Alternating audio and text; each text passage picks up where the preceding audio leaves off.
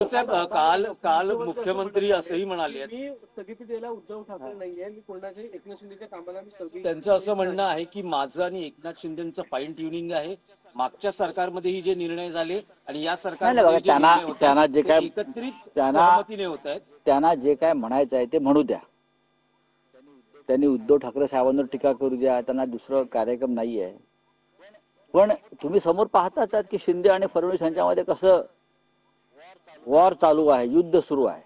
हे स्पष्ट दिसतंय, रोज दिसतंय. ते अनेक निर्णय जे भ्रष्टाचारासंदर्भातले होते, ज्यांच्यामुळे भ्रष्टाचार सुरू होता, असे निर्णय देवेंद्रजींनी थांबवलेले आहेत आणि त्याबद्दल आम्ही त्यांचं स्वागत केलंय.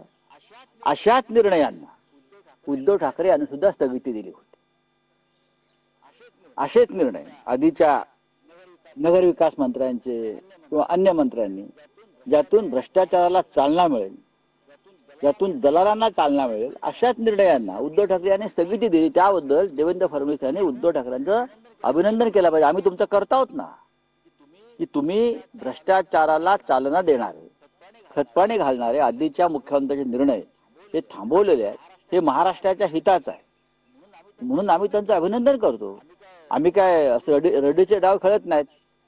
हे कसले टीका टिप्पण्या करताय? नाही, पण एकनाथ शिंदे